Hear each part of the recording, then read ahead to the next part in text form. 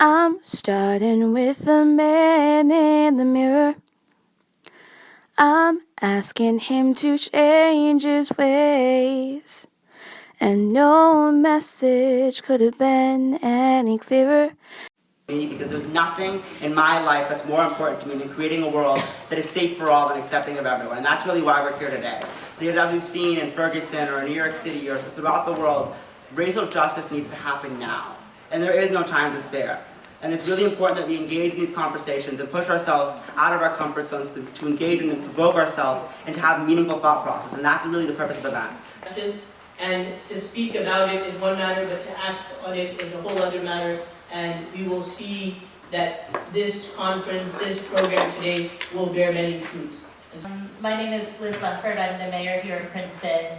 And I want to also thank Ziad and REDEFY. I see some reference out there, Not in Our Town, and the Muslim Life Program in the Office of Religious Life.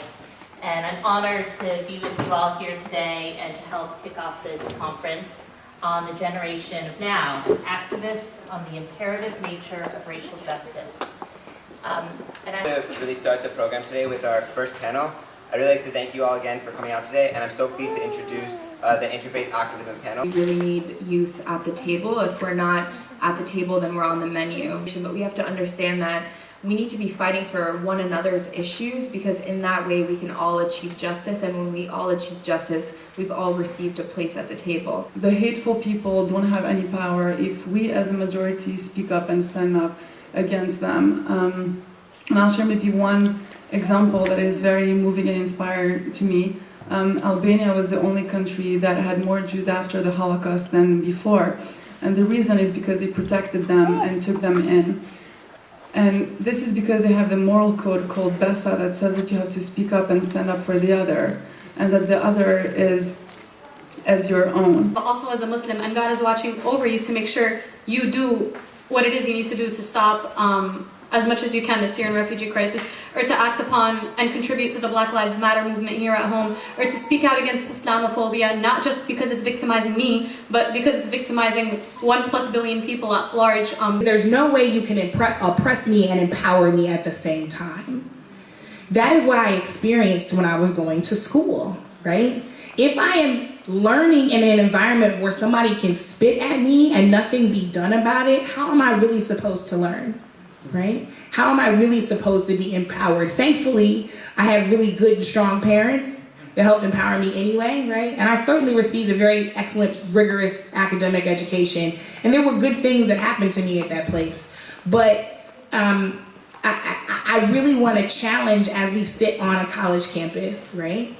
As we sit in an Ivy League institution, and there are Ivy League professors and presidents that are getting out there saying we shouldn't restrict free speech, which is code for all the protesters need to go home. I want to make sure that we all together, teenagers, adults, parents, everybody in the room, that we are challenging the academic institutions that we entrust our children to empower instead of oppress, period. Because this is actually not about free speech. This is about safety. That my sons are explicitly directed to say, yes sir, no sir, please call my parents sir.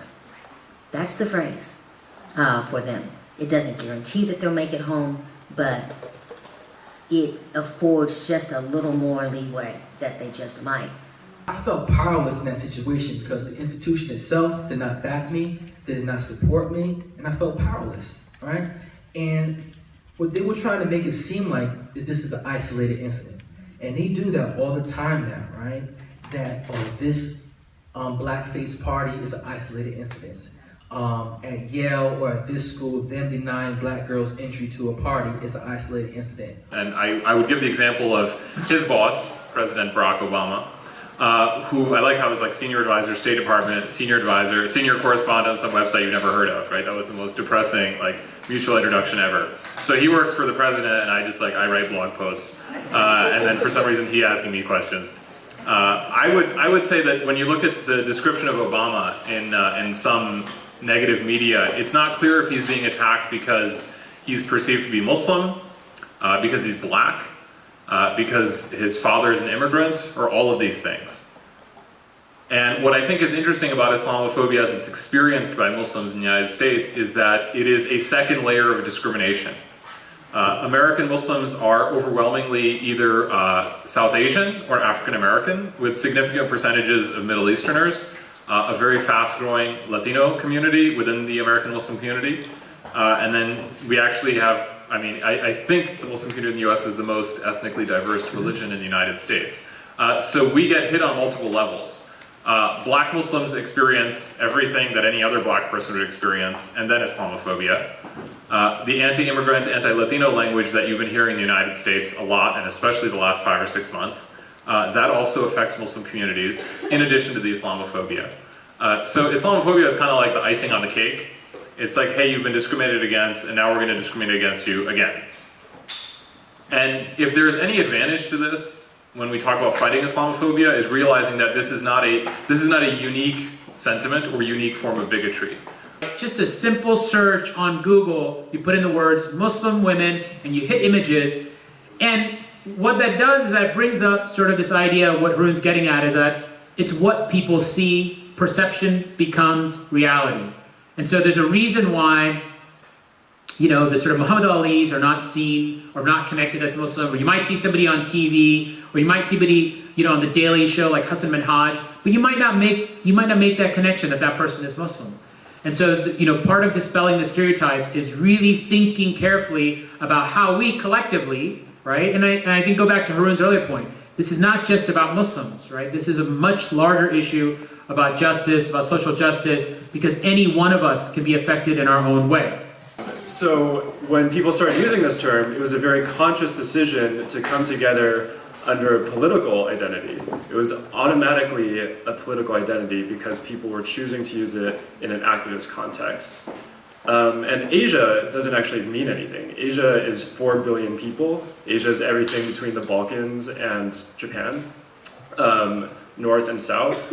So what Asian American means, I think, to me, is whatever you make of it. You have to make a political identity of it, or it will be used against us as the model minority, as whatever fits the convenient narrative that's predominant. My experience in recognizing how privileged I was living in America, and recognizing that so many other people living in America and abroad don't have the same opportunities that we have here. I felt a sense of great responsibility to do something about it. And the media, there certainly is an issue with AAPI actors not being casted for their roles, casted for roles that they should have because they were just too Chinese, and that's like not okay. Like, we still see yellow face, and we still see unexcusable acts of stereotypes and fake Asian accents, that's definitely not excusable. And I would say the media representation of our identity needs to progress because our stories do exist, and there's thing is that there are these really critical conversations that parents have with their kids really, really young. And for me, my dad would tell me these stories about what it was like for him to immigrate over here and not be able to speak English, face severe discrimination. He would get kicked out of schools because he fought, you know, and he was just trying to survive and did a lot of migrant work. And so when he brought us up, he gave me the talk, and it was basically, you know, you have an Asian face, you're going to be told you're not American, and you're going to have to fight through this, and you're going to have to work harder. And he would kind of help me brace myself for moments when I would move into experiences where I would face discrimination. A summer's disregard, a broken bottle top, and a one-man soul. They follow each other on the window, 'cause they got nowhere to go. That's why I want you to know I'm starting.